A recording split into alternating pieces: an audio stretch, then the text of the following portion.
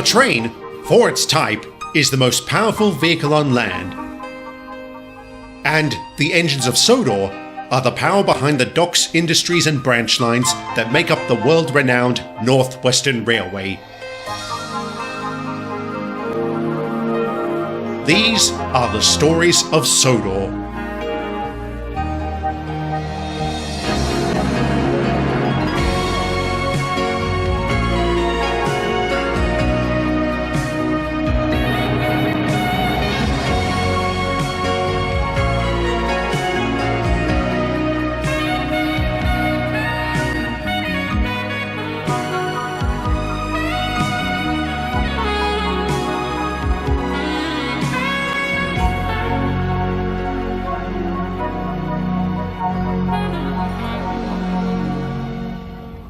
It's only just occurred to me how little I've talked about the political situation on Sodor. I know that may not sound terribly exciting, but it is essential I explain it for the purposes of today's story. You see, prior to 1946, the island didn't actually have a central government. Instead, almost every town had its own mayor, administration, and so forth. Needless to say, on such a small island, this hodgepodge arrangement led to a number of problems. It wasn't uncommon for the disparate councils to argue over every little thing. Backbiting and buck-passing was rampant, and vital infrastructure like roads and bridges often fell into disrepair as a consequence. Thankfully, the Attlee government chose to step in.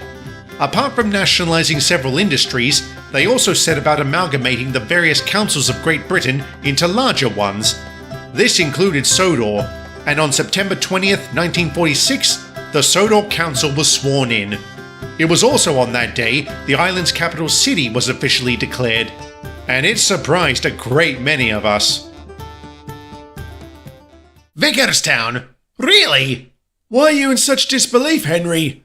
No offense, Matt. I know you used to work there. It's just... It hasn't changed much since your day. So I've heard. A pity, really. It was originally going to be Sodor's capital, you know. It was? Yes. When the Sodor Mainland Railway was formed, it was going to be the catalyst for centralising the island. Why didn't it happen? Too much resistance. The local councils didn't want to lose their powers. Ironically, they actually banded together to resist the idea of a central government. And it worked! And they couldn't see what they had accomplished as a united force? Obviously not, Henry, or it wouldn't have taken so many decades for it to come to this moment. And speaking of decades, I was worried I was going to be stuck in the works for that long. Yes, it's nice to see you back in service, James. I don't think I've said welcome back yet.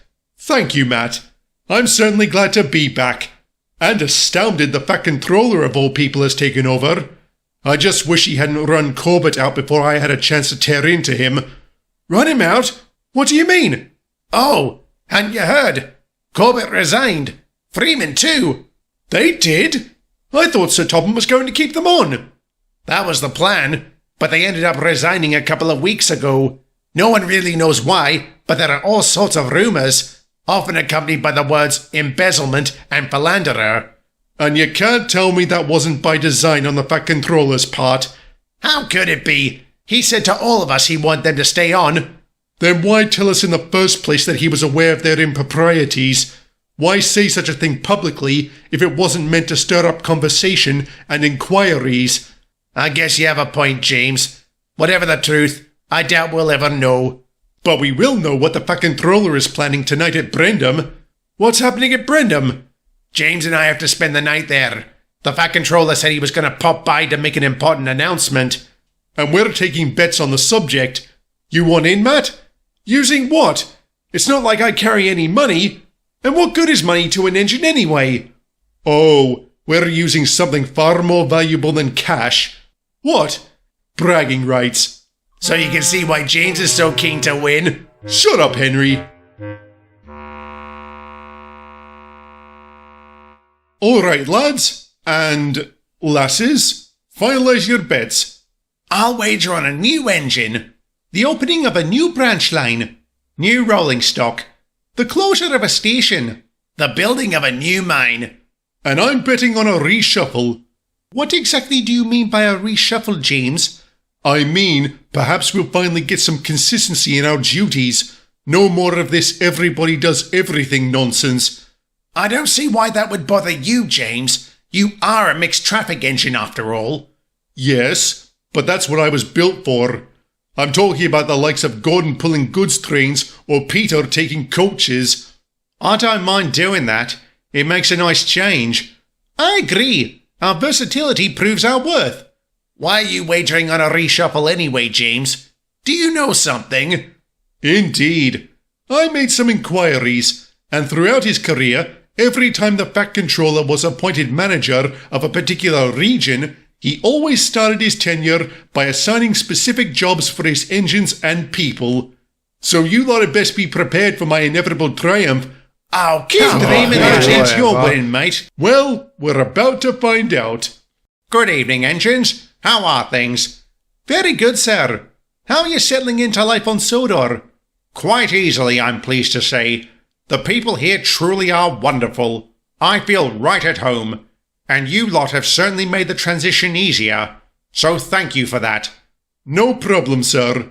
Now, would you mind telling us why you've gathered us here? Of course not, James. I'll get right to it. It concerns the formation of the Sodor Council. It concerns what, sir? The Sodor Council, James. Vickerstown might seem like an odd choice for the island's capital, but it does make a lot of sense if you consider the fact it is the first location people pass through when they come to Sodor by rail. And history has shown those towns and cities centered around heavy rail traffic tend to flourish. But sir, that's been the case with Vickerstown for years. And no disrespect to its residents, but it's little more than a village. Which is why a massive redevelopment of Vickerstown has been proposed. New housing, schools, roadways, hospitals, council buildings, everything. This also includes its station and yard, which will be completely overhauled, and we will be assisting in this massive endeavour. So it's a construction project, sir? Indeed it is, Samantha. One that will generate a huge number of jobs and contracts. When does it start, sir? This Friday. Each of you will be given your assignments to further the project, which will operate on a rotating basis. The redevelopment is expected to be completed by April 1st of next year. And no, that's not a joke. Are there any questions? No? Then I will ask one. Who won the bet? I think Toby did. He bet on a construction project of some kind. I'm not counting that. Come on, pull the other one. Aye. You lost the bet, James. Take it like a man. Oh, son of a...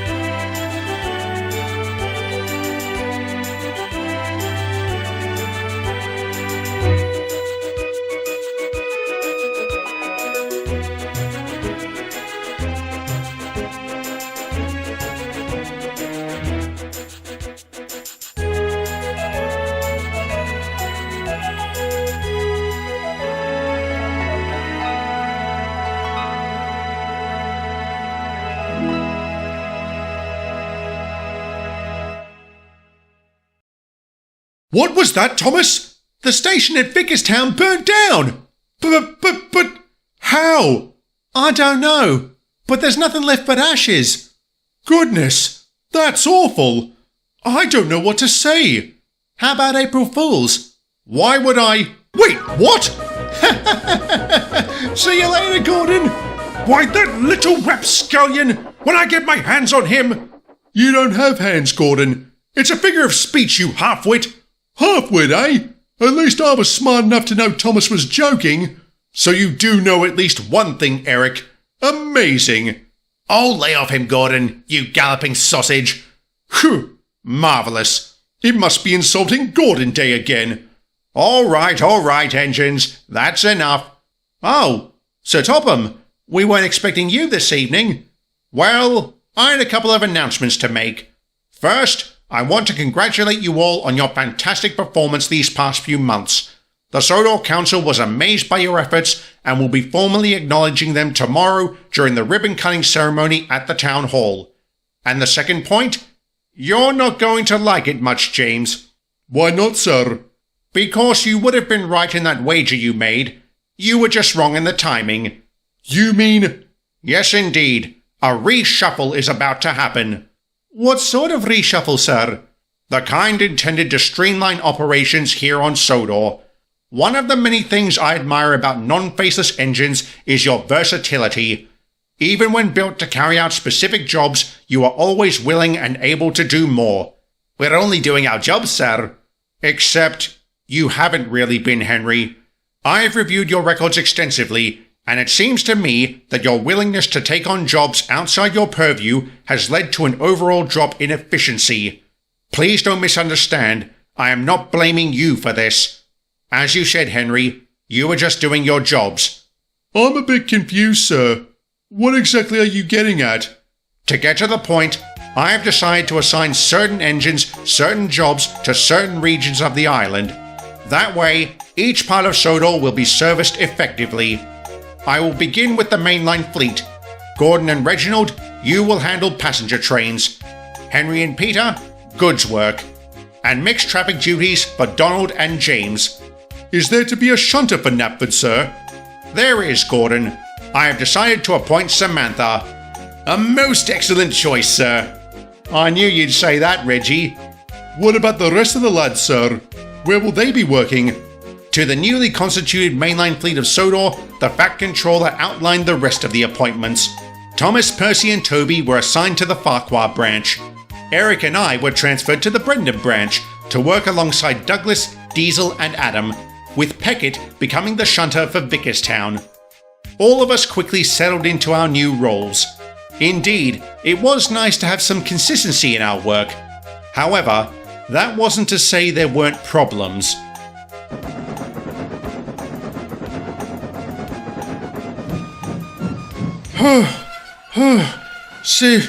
Sorry I'm late, Peckett. You're not too far behind, Peter. Are you all right? You sound out of puff. Just a bit knackered is all. I was late leaving Carlton, so I had to make up for lost time. That was probably my fault, Peter. You likely had to wait until I was out of Knapford before you could leave. What was the hold-up? I had to wait for Donald to pass with a fuel train. A fuel train? Are we doing the petrol deliveries now? It seems so.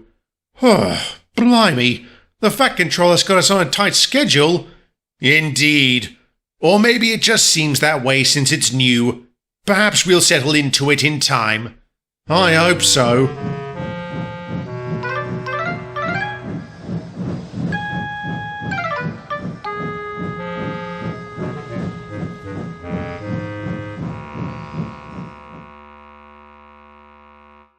Well, Thomas? What?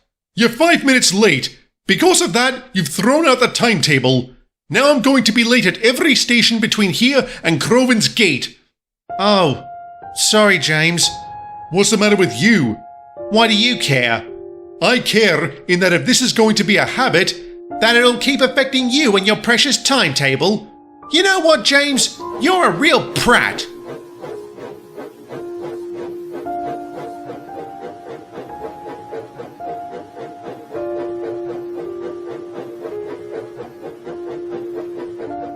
What's the matter with Thomas? Oh dear, Toby. It looks like he's starting to act out. Aye, not a good sign. Act out about what? He hasn't seen Kate in a while. Why not? Oh, wait. He used to take the petrol to the mine. That he did. But since you lot on the main line have taken on the job, how long has it been since they've seen each other? Over a month, and he's worried they're starting to drift apart. I wish there was something we could do. Maybe we can. I think I'll have a chat to the Fat Controller about it. Please do, Toby. I'd welcome a lightening of the load. Are you having problems with the deliveries, Donald? Not the deliveries themselves. I mean the actual job. It's one too many, and those of us on the main line are hard-pressed as it is. I see. Well, if we both have a word with Sir Topham, we might get better results.